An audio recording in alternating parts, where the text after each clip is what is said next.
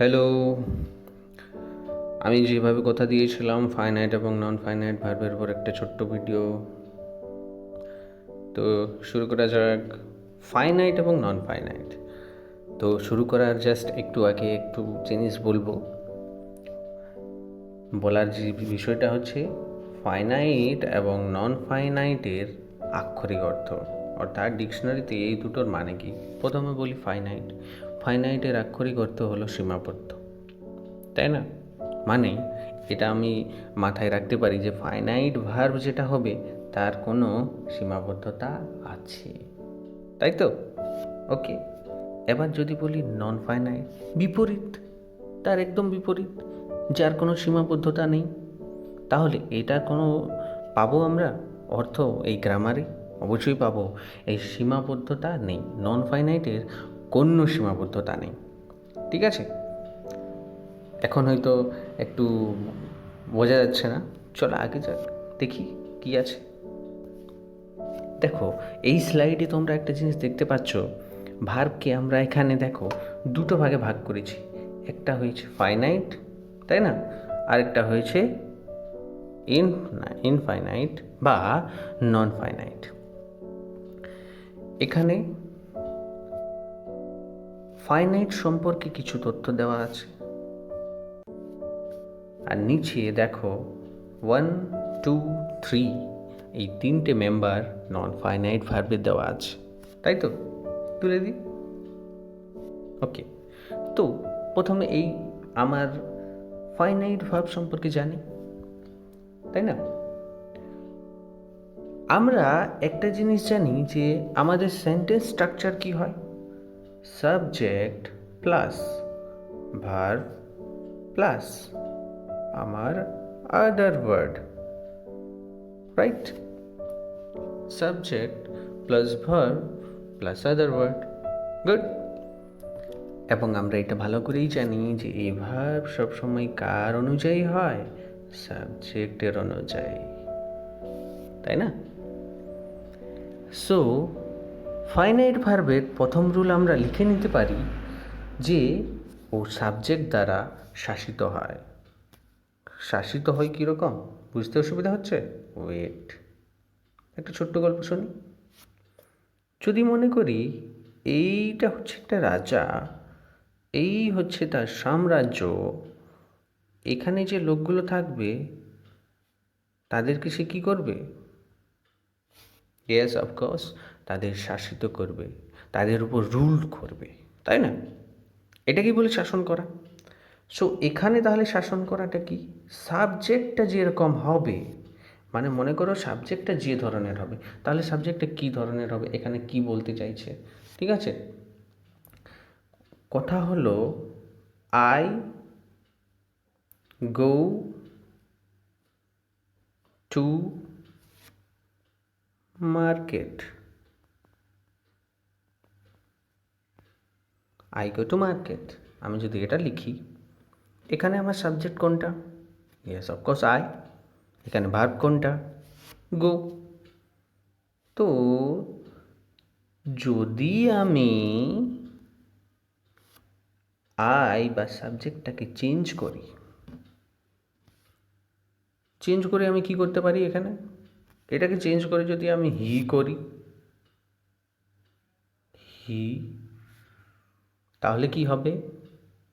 হ্যাঁ, এখানে ইএস হবে, অর্থাৎ ভার্বের 5 নম্বর ফর্ম হবে। একটু স্পার্ক হয়েছে না মাথায়? হ্যাঁ, হবে। কারণ দেখো, ইনফিনাইট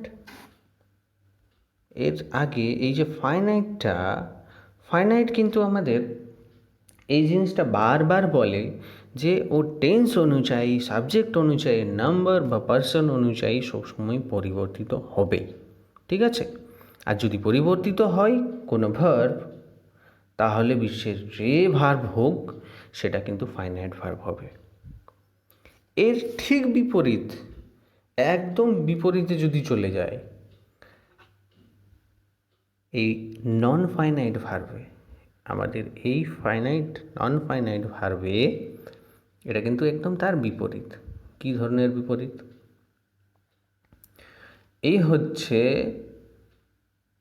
ভার্বেরই মেম্বার, কিন্তু কাজ করে কিসের মতো বলো? এটা কাজ করে পার্টস অফ স্পিচের বাকি মেম্বারের মতো। যেমন নাউন হিসাবে কাজ করতে পারে, অ্যাডজেক্টিভ হিসাবে কাজ করতে পারবে, অ্যাডভার্ব হিসাবেও কাজ করতে পারবে, বাট কোনো দিন ভার্ব হিসাবে কাজ করবে না। হ্যাঁ, যদি মনে করো তুমি একটা কুকুর পুষেছো, ঠিক আছে? যদি একটা কুকুর পুষেছো, তুমি ওকে মেম্বার করো, ঠিক আছে? ও হচ্ছে তোমার ফ্যামিলি মেম্বার, কিন্তু জনগণনায় তুমি ওকে কোনো দিন মেম্বার হিসাবে রাখতে পারবে না, ওকে অ্যানিম্যাল হিসাবেই রাখতে হবে, তাই তো? সে তোমার পরিবারের মতো থাকে, তোমার পরিবারের সব কিছুই করে, তোমার ভাইয়ের মতো থাকতে পারে, তোমার ছেলের মতো থাকতে পারে, সব কিছুই আছে তোমার সাথেই, কিন্তু ও কিন্তু কাজ করে আলাদা, তাই না? যদি হিসাব করি ও কিন্তু থাকবে আলাদাই। দ্যাটস ওয়াই এটাই সেম একটা জাস্ট এক্সাম্পল দিলাম এটার জন্য। আচ্ছা, তো এর মেম্বারগুলো দেখি একটু কী কী আছে। ইনফিনিটিভস প্রথমটা, এই যে ইনফিনিটিভস, জিরান্ড আর পার্টিসিপল, ঠিক আছে? চলো আগে চলে যাক। কয়েকটা সেন্টেন্স দেখো দেওয়া আছে আমার ফাইনাইট ভার্ব এবং নন ফাইনাইট ভার্বগুলো চেনার জন্য। দেখো, প্রথম যদি এক্সাম্পলে আমি আসি, দে প্লে ফুটবল, ঠিক আছে? আমার ওই যে রুলগুলো ছিল মাথায় আসছে। ফাইনাইট ভার্ব সবসময় চেঞ্জ হয়, মানে ওর একটা সীমাবদ্ধতা আছে। কার সাথে? সাবজেক্টের সাথে ওর বন্ডিং আছে, যে সাবজেক্ট যদি চেঞ্জ হয় ভার্বও চেঞ্জ হবে। মানে কোন ভার্ব? Finite verb. দেখো, প্রথম সেন্টেন্সে আছে দে প্লে ফুটবল, আমি সাবজেক্টটা দে থেকে হি করে দিয়েছি।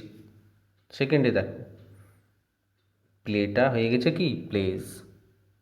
হি প্লেজ ফুটবল, চেঞ্জ হয়েছে, তাহলে এটাকে বলতে পারি এটা ফাইনাইট ভার্ব। এবার আরেকটা কি বললাম? টেন্স অনুযায়ী চেঞ্জ হবে। দেখো, হি প্লেজ ফুটবল, এখানে আমি সাবজেক্টটাও চেঞ্জ করেছি এবং টেন্সটাও চেঞ্জ করেছি। কীরকম? ইউ আর প্লেয়িং ফুটবল, দেখো ইউটা চেঞ্জ করার ফলে আমার এখানে এটাও চেঞ্জ হয়ে গেছে, আর টেন্সটাও চেঞ্জ করেছি বলে টেন্সটাও চেঞ্জ হয়েছে। এখানে বোঝা যাচ্ছে না? চলো আমরা এটাকেই যদি আমার মেন সেন্টেন্স হিসাবে ধরি, পরের সেন্টেন্সটাতে দেখো, ইউ আর প্লেয়িং ফুটবল থেকে আমি সি ইজ প্লেয়িং ফুটবল করেছি, চেঞ্জ হয়েছে। তো এই যে চেঞ্জ হওয়া, যখনই চেঞ্জ হবে ওটা হবে ফাইনাইট ভার্ব। আর যদি চেঞ্জ না হয়, চলো এদিকে চলে আসা যাক নন ফাইনাইটে। দে লাইক টু প্লে ফুটবল, দেখতে পাচ্ছ এই টু প্লেটা যেখানে আন্ডারলাইন করা আছে 1 নম্বর এক্সাম্পলে, দেখো টু প্লে ফুটবল, এটা কিন্তু কোনো মতেও পরের সেন্টেন্সে চেঞ্জ হয়নি। দেখো, দেটা আমি হি করে ফেলেছি এখানে, কিন্তু লাইকসটা চেঞ্জ হয়েছে কারণ এটা ফাইনাইট ভার্ব, কিন্তু টু প্লেটা আমার চেঞ্জ হয়নি, তাই না? সেম, সি ইজ প্লেয়িং হয়েছে, যখন আমি হি করেছি ওয়াজ চেঞ্জ হয়েছে, কিন্তু প্লেয়িংই আছে, তাই না? এই মতো মানে নন ফাইনাইট ভার্ব কোনো দিন চেঞ্জ হবে না, কিন্তু ফাইনাইট ভার্ব চেঞ্জ হবে, কারণ ওর একটা সীমাবদ্ধতা আছে। চলো, ফাইনাইট এবং নন ফাইনাইটের মধ্যে পার্থক্য কী? এতক্ষণ ধরে আমরা উদাহরণ দেখলাম, কিছু আলোচনাও করলাম।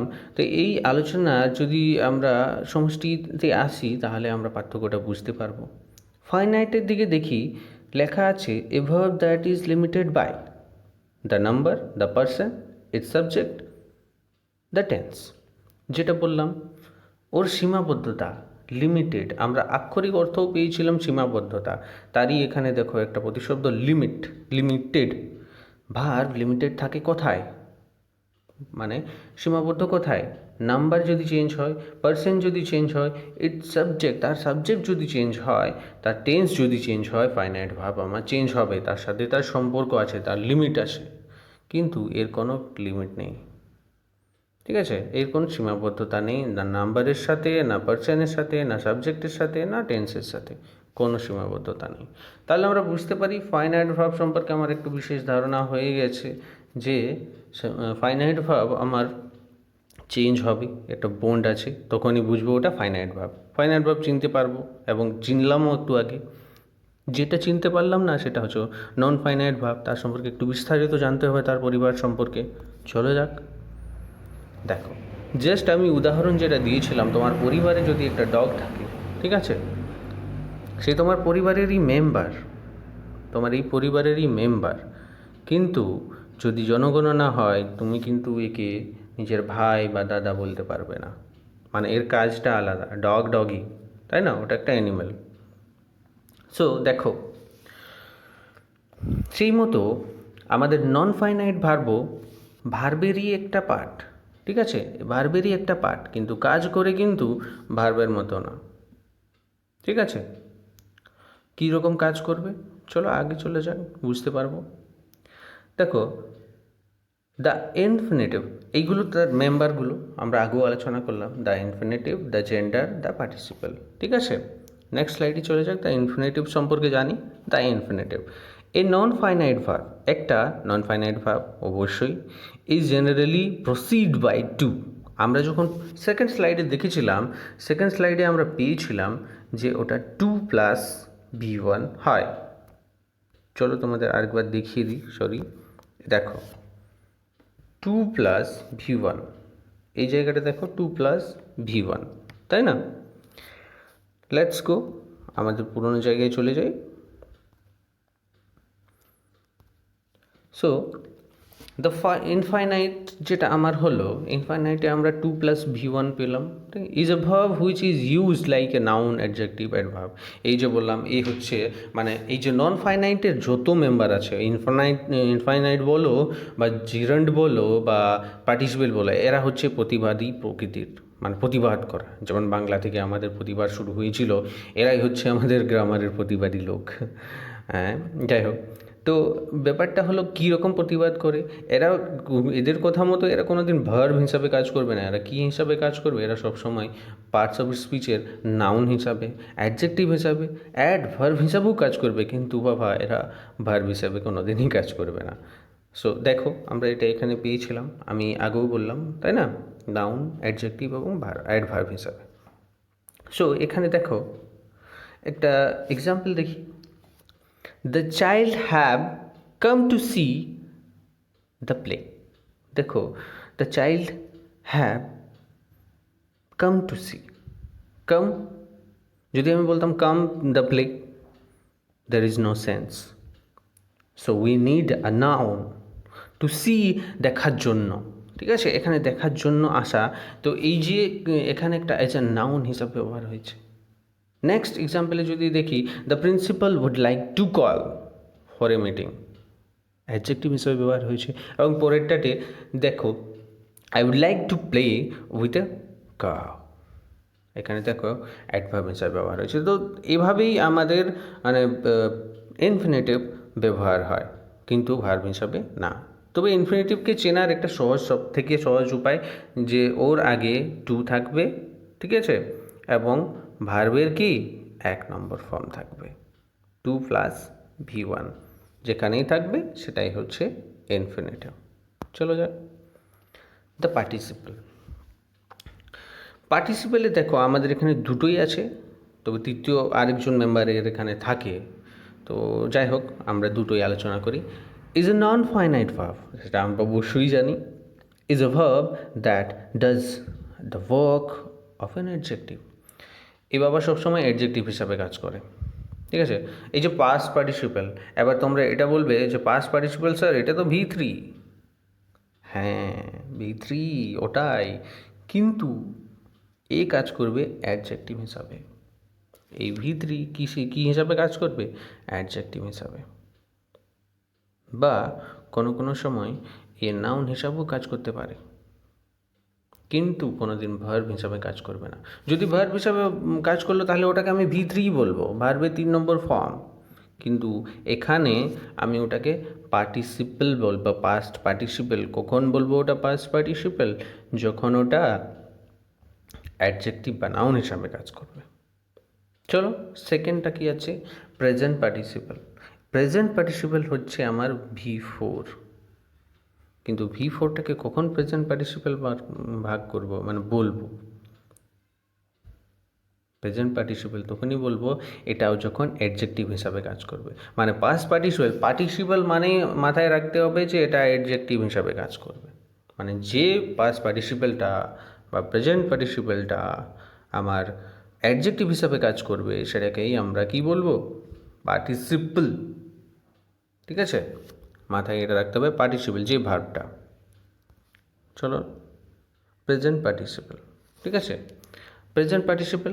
ঠিক আছে, এটাই আমাদের জানার। দেখো V4 এই সবসময় অ্যাডজেক্টিভ হিসাবে কাজ করবে। কীরকম দেখো, V4 মানে আমরা ভালো করে জানি, আবার বারবার বলতে হবে না, ভার্ব প্লাস আইএনজি। ঠিক আছে, আই সো